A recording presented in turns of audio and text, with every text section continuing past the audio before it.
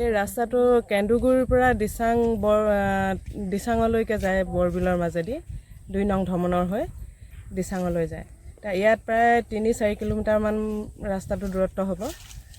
এই ৰাস্তাটো মানে আগৰ মানে পৰ্যায়ত বহুত বেয়া আছিলে। এতিয়া ইয়াত মানে দিনত যাবলৈ ভাল, কিন্তু ৰাতি খোজকাঢ়ি যাবলৈও মানে ইমানেই বেয়া আছিলে ৰাস্তাটো। এতিয়া মানে মহোদয়ে আলিটো ভালেখিনি আমাৰ অভিযোগ হেৰি কৰাৰ পাছত আমাক আলিটো দিয়াৰ পাছত আমাৰ 2 বছৰে আমি নহ'ল আলিটো ভাল ধৰণে মানে গাড়ী এখন যাব পৰা যিটো অৱস্থা কৰি দিলে আমাৰ ৰাইজে মানে বহুত উপকৃত হৈছিলে আৰু মানে আনন্দৰে উল্লাসেৰে ভৰি পৰিছিলে গাঁৱৰ মানুহবিলাকে যে আমাৰ আলিটো হ'ল বুলি বহুত দিনৰ আশাৰ এটা মন পূৰণ কৰিছিলে। সেই আলিটো এতিয়া যিমান আশাৰে মানে আলিটো ভাল হ'ব বুলি ভাবিছিলে, ইয়াৰ ৰাইজ উপকৃত হ'ব। আমাৰ ইয়াতো গোটেইবোৰ মানুহ কৃষিজীৱীয়ে মানুহ। কৃষিজীৱী মানুহবোৰে মানে বেপাৰ বাণিজ্যৰ কাৰণে ওলাই যাবলৈ সুবিধা হৈছিলে, ল'ৰা ছোৱালী স্কুল কলেজলৈ যাবলৈ সুবিধা হৈছিলে আলিটোত। কিন্তু এতিয়া যিটো অৱস্থা হ'ল মানে আৰু কেইদিনমানৰ পাছত ইয়াত একেবাৰে বেয়া হ'বগৈ বুলি ভাবিছোঁ আলিটো। ঠিকাদাৰ আছিলে বিৰাজ তামুলী আৰু ৰাজীৱ তামুলী বুলিও শুনিছোঁ। এতিয়া তেখেতলোকক মানে আলিটো আৰু কাম বাকী আছেনে নে কৰিবই নে সেইটো বিষয়ে তেখেতক আমি লগ কৰিব পৰা নাই। আমাৰ ৰাইজে এতিয়াও মানে লগ পালে তেওঁক কথা সুধিম বুলিও ভাবে, কিন্তু তেখেতক লগ কৰিব পৰা সুবিধাটো নাই। মানে বিধায়কে তেখেতে আমাক আলিটো বনাই থকা অৱস্থাত এইখিনিতে আমি দেখিবলৈ তেখেতক নাপালোঁ। কিন্তু আগত মানে কেন্দুগুৰিৰ ফালে আহিছিলে যদিও নাজানো, কিন্তু এই দিচাঙৰ এই ওচৰলৈ 2 নং ধমনৰ এই জেগাডোখৰত আমি দেখি নাপালোঁ। মানে এই ৰাস্তাটো মানে প্ৰায় আমাৰ 10-12খন গাঁও লগ লাগি আছে। মানে এই ৰাস্তাটো অহা যায় মূল পথ আমাৰ 2 নং কেন্দুগুৰি 2 নং ধমনৰ একেবাৰে ওলোৱা আমাৰ মূল পথ। এই মূল পথটো প্ৰায় 5 কিলোমিটাৰ আছে। 5 কিলোমিটাৰ বনোৱা আজি 4 বছৰ হৈ গ'ল। 4 বছৰ কিন্তু ব্লককেইটা খোৱা 1 বছৰ মানে হৈ গৈছে।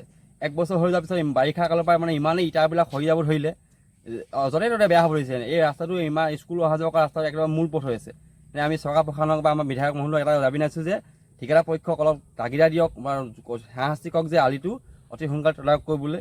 আমি ঢেৰ কৰে মানুহে চৰকাৰে ভাল কাম কৰিছে, আমি কওঁ ভাল কাম কৰিছে বুলি, কিন্তু এনেকুৱা কাম কৰিলে আমাৰ ভাল নালাগিব নহয়। আমাৰ যদি মূল পথ এই মূল পথটো যদি ইমান বেয়া হৈ যায়, আমি চৰকাৰ প্ৰশাসনক কৈছোঁ যে ঠিকাদাৰ পক্ষক অলপ দাবী কৰক যে আলিটো অলপ সোনকালে তদাৰক কৰিবলৈ। আৰু কিমান টকা আহিছে ৰাস্তাটো মানে আজি আমি গম পোৱা নাই, আকৌ ফলক দেখা নাই। ইমান এটা ভাল পথ আমি ভাবিছিলোঁ, কিন্তু ইমান বেয়া পৰিস্থিতি হ'লে আমিতো আমাৰ অলপ অস্বস্তি লাগিছে। সেইকাৰণে আমি চৰকাৰখনক কৈছোঁ যে ঠিকাদাৰ পক্ষক অলপ কথাবিলাক কৈ আলিটো পুনৰ ৰিপেয়াৰিং কৰিব পাৰি অলপ সুবিধা কৰি দিয়ক। স্বাধীনতাৰ মানে 75 বছৰৰ পিছত আমি যিটো এই আলিটো আমাৰ বিমল বৰাদেৱো মানে MLA হ'ল আৰু তেখেতেও মানে এই আলিটো দিছিলে, খুব ভাল পাইছিলোঁ। আমাৰ যিমান কষ্ট হৈছিলে আহ যাহৰ কাৰণে, আমাৰ ল'ৰা ছোৱালী যিমান শাস্তি পঢ়িবলগীয়া হৈছিলে, অন্ততঃ এই শাস্তিখিনি আমাৰ গুচিলে বুলি আমি বহুত আনন্দিত হৈছিলোঁ। আৰু লগে লগে আমি মানে তেওঁলোকক বিৰাজ তামুলীক লগ কৰি মানে এই স্কিমটো কিমান আহিছে, কেনেধৰণে এইটো মেৰামতি কৰিবলৈ দিছে আমি জানিবৰ কাৰণে এদিন তেখেতক লগ কৰিব বিচাৰিলোঁ। তেখেতক সুধিলোঁ, কিন্তু স্কিমখন আমাক চাবলৈ নিদিলে, একো মানে জানিবলৈ নিদিলে এই বিষয়ে। আৰু এতিয়া দেখিছোঁ আমাক ঠিক আছে বাৰু জানিবলৈ নিদিলে, আমিও মানে সিমানতে বাৰু নিদিয়ে নালাগে বুলি ভাল কাম কৰিব বুলিয়েই তেওঁলোকক এৰি দিছিলোঁ তেওঁলোকৰ ওপৰত। কিন্তু দেখিছোঁ এতিয়া ঠায়ে ঠায়ে মানে গোটেইখন ভাঙি ছিঙি, আপুনিতো নিজেও দেখিছে এইখন মানে ভাগি ছিগি এদাই হৈছে। এইটো আলি আমাৰ শিয়ালক মানে বান্দৰে কল খুওৱাৰ দৰে আলিটো আমি বিচৰা নাছিলোঁ।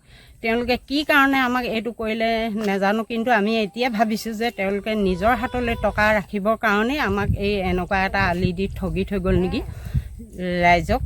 গতিকে আমি এই মঞ্চৰ পৰাই আজি মন্ত্ৰী মহোদয়লৈ মানে আহ্বান জনাইছোঁ যে তেখেতে পুনৰ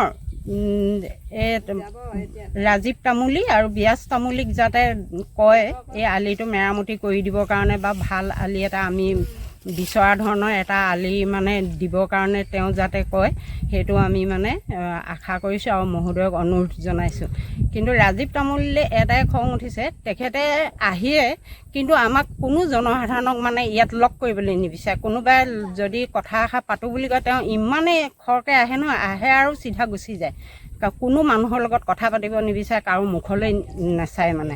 আৰু সেইটো কাৰণে তাৰমানে আমি তেখেতক ভাবিছোঁ যে তেখেতে হয়তো সেই টকা পইচাৰ কাৰণে আমাক মানে এটা এনেকুৱা মানে দুৰ্বল আলি এটা বনাই তেওঁ পাল মাৰি থৈ গ'ল নেকি।